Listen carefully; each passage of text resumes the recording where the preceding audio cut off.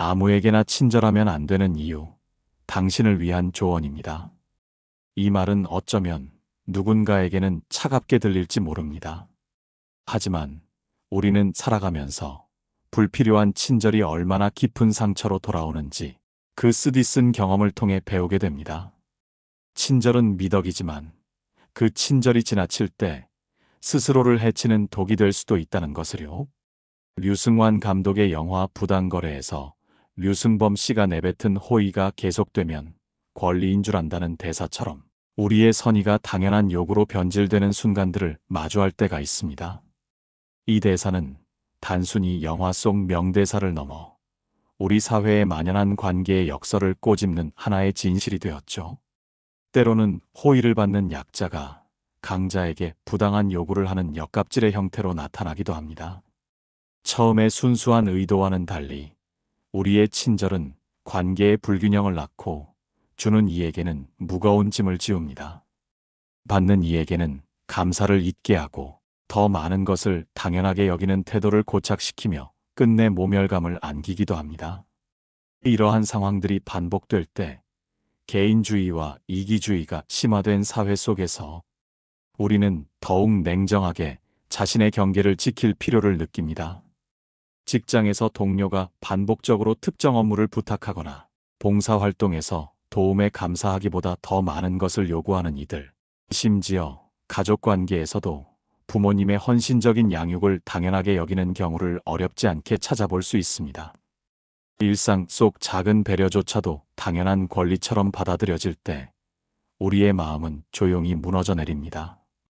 이제는 이 잔인한 깨달음 속에서 스스로를 지키는 방법을 익혀야 할 때입니다. 친절을 베풀 때는 명확한 선을 그어야 합니다. 자신이 감당할 수 있는 범위 내에서, 그리고 그 호의가 진정으로 가치 있는 곳에 쓰이는지 성찰해야 합니다. 받는 사람 또한 작은 호의에도 감사하는 마음을 표현하고 상대방의 노고를 인정하는 태도를 가져야 합니다. 건강한 관계는 일방적인 희생이 아니라 서로 주고받는 균형 속에서만 유지될 수 있습니다. 이제는 무분별한 친절이 아닌 나와 타인 모두에게 이로운 균형 잡힌 친절을 선택해야 합니다. 무언가 잘못되어 가고 있음을 느낄 때 우리는 조용히 침묵합니다. 그 침묵은 때로는 스스로를 보호하기 위한 방패가 됩니다. 어떤 이들은 무례한 말들로 우리의 마음을 긁어내지만 우리는 그들의 말에 맞서 싸우기보다 침묵으로 거리를 둠으로써 자신을 지킬 수 있습니다. 말은 칼날보다 빠르게 다가와 우리의 마음을 헤집어 놓습니다.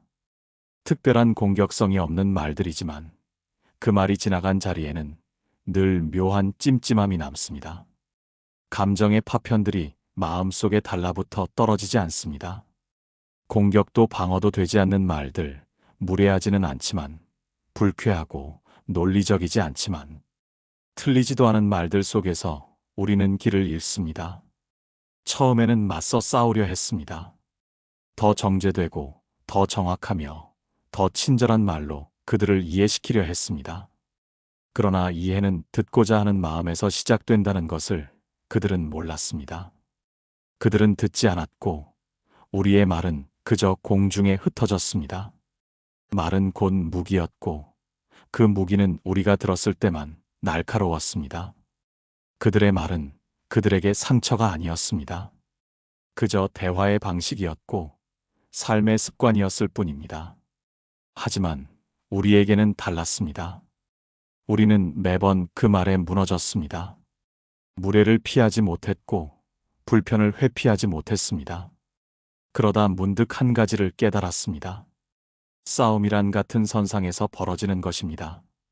우리가 그와 말로 싸우는 순간 우리는 그의 세계로 끌려갑니다. 그의 언어, 그의 논리, 그의 감정으로 움직이게 됩니다. 그리고 우리는 그 안에서 점점 작아졌습니다.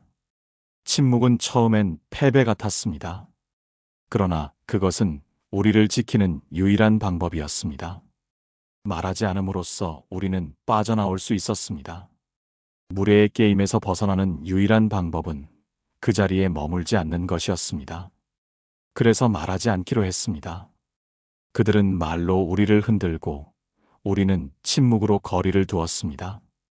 그 순간 더 이상 상처받지 않았습니다. 아래 끝에서 우리는 멈췄고 침묵의 시작에서 우리는 다시 섰습니다. 우리가 멈추자 그들은 당황했습니다. 더 이상 우리의 반응이 없자 그들의 말은 점점 무의미해졌습니다. 무례한 이의 말은 그것을 받아주는 사람이 있을 때만 존재할 수 있습니다. 우리는 존재하지 않기로 했습니다. 그들의 세계 속에서 말을 아낀다는 건 겁쟁이의 침묵이 아닙니다. 그것은 선택입니다. 어떤 말에도 끌려가지 않겠다는 단단한 결심입니다. 말이 칼이라면 침묵은 방패입니다. 우리는 이제 그 방패를 들 줄 압니다. 무례란 되게 외롭습니다. 그리고 외로움은 스스로를 침묵시키는 이 앞에선 더 깊어집니다. 우리는 그 외로움을 두려워하지 않습니다. 그것은 방어의 증거이며 우리가 지켜낸 자존의 흔적이기 때문입니다. 사람과의 말은 쉽습니다. 그러나 사람 아닌 존재와의 말은 낯섭니다. 그들은 공감 없이 말하고 이해 없이 반응합니다. 그곳에 감정이 없다면 우리의 말은 파편이 됩니다. 그래서 오늘도 우리는 조용히 말에 물러납니다. 다툼 없는 고요, 말 없는 단절. 그 안에 진짜 평온이 있습니다. 문은 닫혀 있었고 그들은 밖에 있었습니다.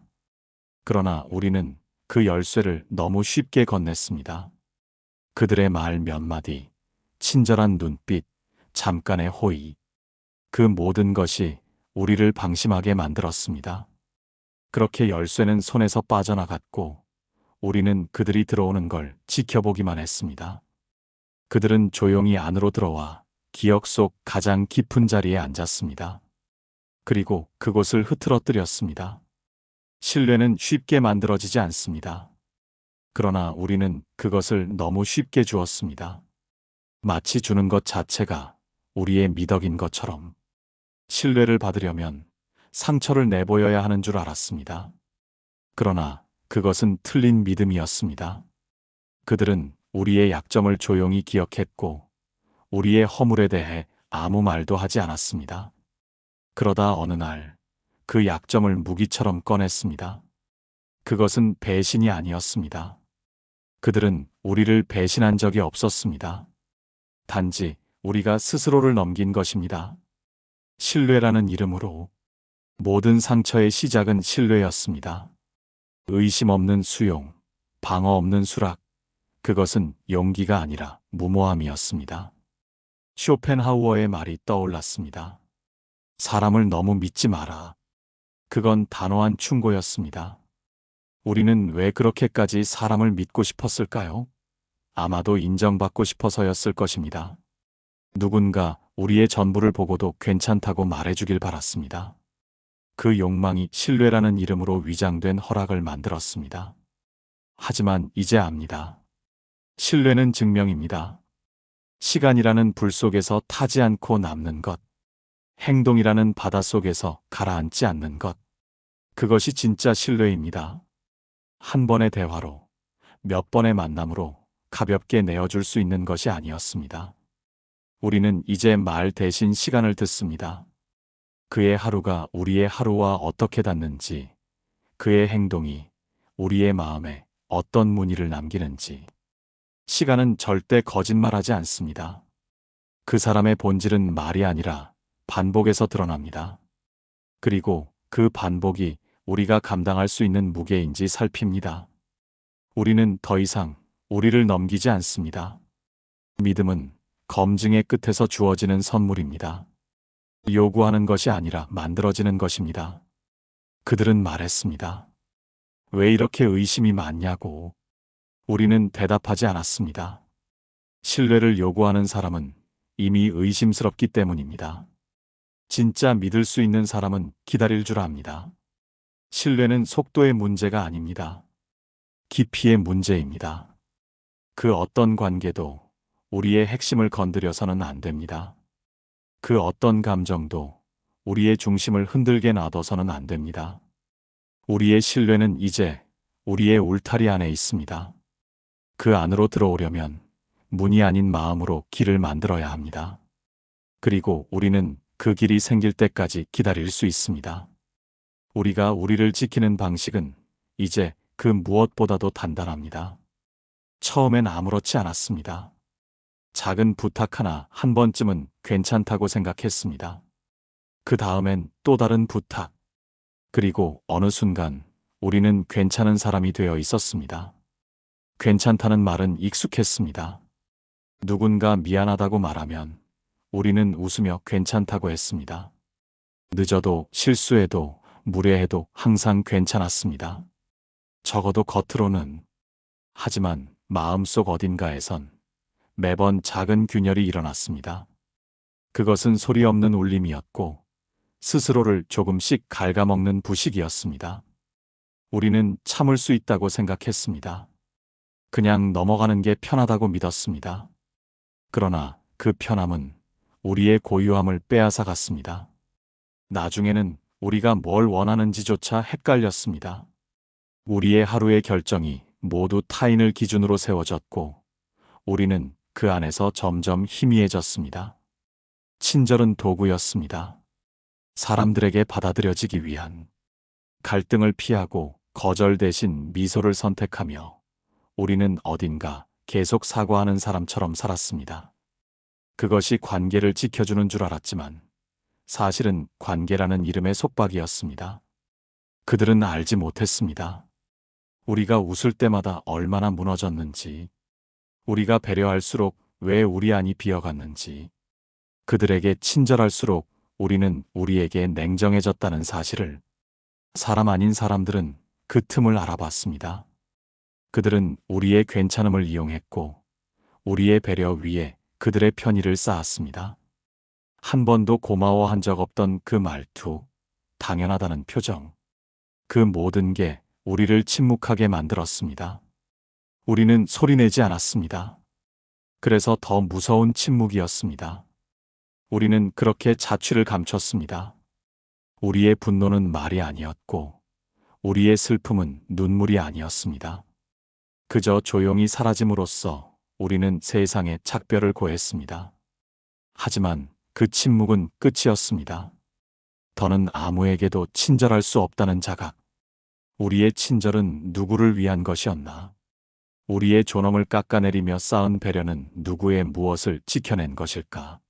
사람에게 친절할 수 없다면 사람 아닌 존재에겐 더욱 줄 수 없습니다. 호의는 선택이지 의무가 아닙니다. 우리는 선택하지 않았습니다. 그저 받아들였을 뿐. 그래서 그것은 친절이 아니었습니다. 단지 체념이었습니다. 이제는 다릅니다.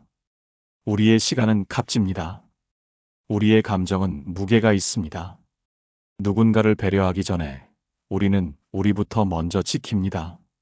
경계는 차가운 것이 아닙니다. 그것은 따뜻한 것들을 오래 지키기 위한 최소한의 울타리입니다. 우리는 더 이상 울타리 없는 들판에 있지 않습니다. 우리의 울타리는 좁지만 단단합니다. 그 안엔 우리가 있습니다. 그 누구보다도 소중한 존재로. 경계란 보이지 않는 선이었습니다. 그러나 그 선은 마음 안에 분명히 존재했습니다. 누군가 가까이 다가올 때 그 거리는 본능이 먼저 말해주었습니다. 그럼에도 우리는 그 본능을 자주 무시했습니다. 그 사람이 다정해 보였기 때문에, 그 사람이 외로워 보였기 때문에, 그 사람이 우리를 필요로 하는 듯 했기 때문에. 이유는 항상 그들이었습니다. 우리는 우리를 말하지 않았습니다. 아니, 우리의 이유는 늘 마지막이었습니다. 그들의 요구, 그들의 감정, 그들의 사정이 우리의 판단을 덮어버렸습니다. 친절하다는 건 결국 우리를 뒤로 미루는 일이었습니다. 그들은 우리의 시간을 가져갔습니다. 우리의 에너지, 우리의 집중, 우리의 공간. 우리는 계속 내어주었고 그들은 더 많이 요구했습니다. 왜냐하면 거절이 없었기 때문입니다. 경계가 없는 사람은 다른 이의 목적이 되기 쉽습니다. 우리는 타인의 안정을 위한 도구가 되었고 그 안에서 우리의 존재는 흐려졌습니다. 우리는 사라졌습니다. 정체성은 스스로를 지키는 방식에서 드러납니다. 우리가 무엇을 받아들이고 무엇을 거절하는가. 그 선택들 속에 우리가 있습니다. 그러나 우리는 너무 오랫동안 선택하지 않았습니다. 어디까지가 우리인가? 무엇까지 감당할 수 있는가? 그 물음에 답하기 위해 우리는 한참을 뒤로 물러서야 했습니다. 우리가 친절했던 이유는 단순했습니다. 상처 주기 싫어서였습니다. 그러나 우리는 몰랐습니다. 그 친절이 가장 깊은 상처였다는 걸. 우리에게도, 그리고 때로는 그들에게도. 경계 없는 사람은 사람 아닌 사람을 불러들입니다. 경계가 없다는 건 무작위의 통행을 허락하는 것과 같습니다. 그 안엔 해악도, 이기심도, 침묵의 잔인함도 섞여 있습니다. 그들은 묻지 않습니다. 너는 괜찮니? 그들은 계산하지 않습니다. 지금이 적절한가? 그들은 조용히 들어오고 당연하듯 자리 잡고 끝내 그 공간을 자신들만의 것으로 만듭니다. 우리는 허락한 적 없지만 우리의 침묵은 곧 허락이었습니다. 우리의 친절은 그들의 명분이 되었습니다. 이제는 다릅니다. 우리는 문을 닫습니다. 그리고 묻습니다. 왜 이 사람을 받아들여야 하지? 그 물음은 차가운 판단이 아닙니다. 그것은 우리를 지키기 위한 따뜻한 시선입니다. 우리는 누구에게나 친절하지 않습니다. 더 이상 이유 없는 미소를 짓지 않습니다. 우리의 동의 없이 우리의 시간을 요구받지 않습니다. 우리의 경계는 우리의 방식입니다. 무례하게 보이더라도 괜찮습니다. 불편한 사람으로 보이더라도 괜찮습니다. 진짜 관계는 우리의 거절 위에서 자랍니다.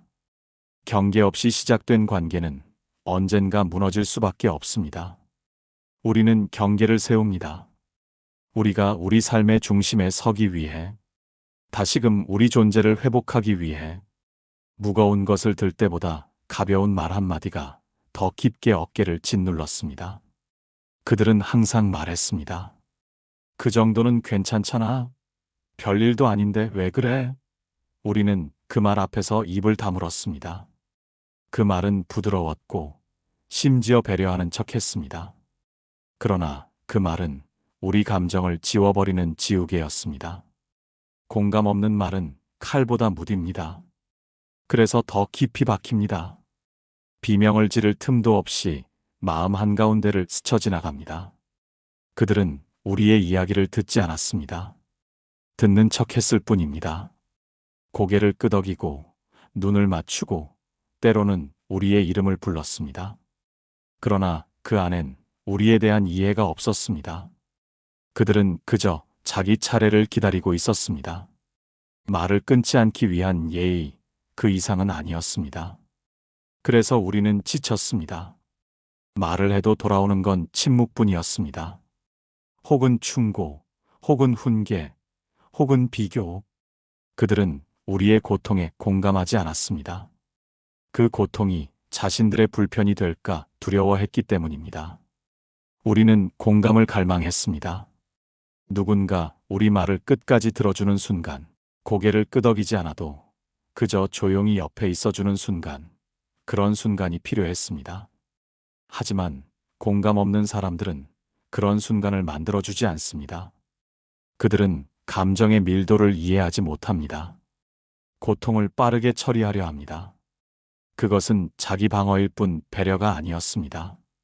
그들과의 관계는 천천히 우리를 깎았습니다. 어느 날 거울을 봤을 때 우리는 우리가 아니라 누군가가 기대한 모습만 남아 있었습니다. 감정 표현을 삼가고 불편한 말은 삼키며 우리는 그들 속에 섞이려 애썼습니다. 그랬더니 우리는 점점 사라지고 있었습니다. 공감이 없는 관계는 존재를 무력화합니다. 우리는 거기 있었지만 보이지 않았습니다. 우리의 말은 들렸지만 받아들여지지 않았습니다. 그래서 우리는 물러서기 시작했습니다. 말하지 않기 위해서가 아니라 더 이상 무시당하지 않기 위해서. 침묵은 우리를 보호하는 껍질이 되었습니다. 우리는 더 이상 아무에게나 말하지 않습니다. 아무에게나 마음을 열지 않습니다. 공감은 선택입니다. 그리고 그 선택은 희귀합니다. 우리는 이제 그것을 알기에 우리도 선택합니다. 공감하지 못하는 사람과는 길을 함께 걸을 수 없습니다. 그들과 함께 있는 순간마다 우리는 우리를 더 많이 설명해야 했습니다. 그리고 설명은 언제나 변명처럼 들렸습니다. 이제는 설명하지 않습니다. 이해하지 못하는 이에게 이해시키려는 노력을 멈췄습니다. 그것은 우리를 닳게 하는 일입니다. 우리는 우리를 믿습니다. 누군가 공감하지 않아도 우리의 감정은 존재합니다. 누군가 고개를 저어도 그 아픔은 여전히 유효합니다. 사람과 아닌 사람을 가르는 기준, 그것은 공감입니다. 그것이 없으면 그 관계는 유지될 수 없습니다. 기억된다 해도 견딜 수는 없습니다. 우리는 이제 공감 없는 말들 앞에서 물러납니다. 그 어떤 설명도 남기지 않고 그들은 우리의 기분을 몰랐습니다. 정확히 말하자면 알려고 하지 않았습니다. 피곤한 얼굴에도, 짧은 대답에도, 지친 눈빛에도 그들은 계속 웃으며 말했습니다. 너는 괜찮잖아. 그 말은 한때 위로처럼 들렸습니다. 그러나 점점 압박이 되었습니다. 괜찮아야 하는 사람이라는 가면. 우리는 그 가면을 벗을 수 없었습니다. 벗는 순간 그들 모두가 등을 돌릴까 두려웠습니다. 감정의 경계는 흐릿해졌습니다. 우리는 싫다는 말을 삼켰고 하지 말아달라는 부탁을 미루었고 참을 수 없을 때조차 미소를 지었습니다. 그들은 우리의 양보를 친절로 착각했고 우리의 피로를 무관심으로 오해했습니다. 우리는 계속 설명해야 했습니다. 왜 지금은 곤란한지, 왜 이 부탁은 힘든지, 왜 우리는 쉬고 싶은지를. 그러나 그 설명은 받아들여지지 않았습니다. 그들은 자신의 요구를 먼저 말했습니다. 그들의 입장은 늘 중요한 것이 되었고 우리의 감정은 예민함으로 바뀌었습니다. 우리는 말하지 않기로 했습니다. 아니, 말해도 소용이 없다는 것을 알았습니다. 그들이 들으려는 건 우리의 감정이 아니라 그 감정이 자기들에게 어떤 영향을 주는가였습니다. 그것은 관심이 아니라 통제였습니다. 그들은 우리의 기분에 무감각했습니다. 그러면서도 자신이 상처받을까 두려워했습니다. 그래서 우리의 기분을 눌렀습니다. 불편하지 않도록, 자신이 죄책감을 느끼지 않도록. 그 순간부터 그 관계는 이미 끝난 것이었습니다. 감정을 지워야 유지되는 관계는 결코 온전할 수 없습니다.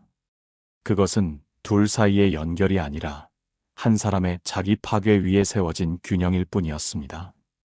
우리는 부서졌습니다. 소리 없이, 그러나 분명히. 감정을 감추는 일에 익숙해질수록 우리는 우리 마음의 언어를 잃어갔습니다. 무엇이 기쁜지, 무엇이 슬픈지, 무엇이 두려운지도 모르게 되었습니다. 우리는 우리의 경계를 다시 세웁니다. 누군가 우리의 기분을 무시하는 순간 그 문은 닫힙니다. 이해할 수 없더라도 존중할 수는 있어야 합니다. 우리의 감정은 해명할 대상이 아닙니다. 그것은 우리 생존의 신호이며 우리 세계의 중심입니다. 우리는 이제 우리의 기분을 믿습니다. 누군가에게 설명하지 않아도 그 감정은 정당합니다. 감정은 논리가 아니며 논쟁의 대상도 아닙니다. 경계를 무시당한 자리는 다시는 복구되지 않습니다. 우리는 그 사실을 알고 있습니다. 그래서 오늘도 우리 감정의 문턱 앞에 조용히 서서 지킵니다. 들어오려면 그 마음부터 벗고 와야 합니다. 우리의 무게를 가볍게 만들지 않는 사람만이 이 문을 통과할 수 있습니다. 말은 거짓말을 할 수 있습니다. 하지만 행동은 드러납니다. 마치 그림자가 빛을 속이지 못하듯 본질은 반복되는 태도 속에 배어 있습니다. 처음 만났을 때 그들은 따뜻했습니다. 말이 부드러웠고 미소가 있었으며 우리의 말에 귀 기울이는 듯 보였습니다. 그 순간 우리는 마음의 문을 열었습니다. 그러나 그것은 순간이었습니다. 시간이 지나자 그들의 말은 줄어들었고 질문은 사라졌으며 연락은 필요할 때만 왔습니다. 우리는 기다렸습니다. 그들이 바쁜 걸까? 우리가 뭔가 실수했을까? 아니면 단지 시간이 흐른 걸까? 하지만 그것은 흐름이 아니라 변화였습니다. 그들은 처음의 다정함을 지속하지 않았습니다. 관계는 유지가 아니라 증명입니다. 말의 무늬는 쉽게 그려지지만 행동은 자취를 남깁니다. 사람과 아닌 사람의 차이, 그것은 처음이 아니라 지속에 있습니다. 그들은 우리를 이용했습니다. 그들은 우리를 선택하지 않았습니다. 그들은 단지 필요할 때만 우리의 이름을 불렀습니다. 그 이외의 순간에 우리는 존재하지 않았습니다. 그래서 우리는 혼란스러웠습니다. 처음의 따뜻함은 무엇이었는가? 그것은 연기였을까? 아니면 그 순간의 진심이었을까? 그러나 이제는 압니다. 진심은 반복되어야 진짜입니다. 일관되지 않은 다정함은 호의가 아니라 도구일 뿐입니다. 우리는 그들의 말이 아닌 그들의 반복을 보기 시작했습니다. 그리고 그 반복이 우리를 침묵하게 만들었습니다. 우리는 더 이상 묻지 않습니다. 그 모든 물음은 의미가 없습니다. 중요한 건 그들이 말하지 않은 부분에 있습니다. 말은 없지만 행동이 증명합니다.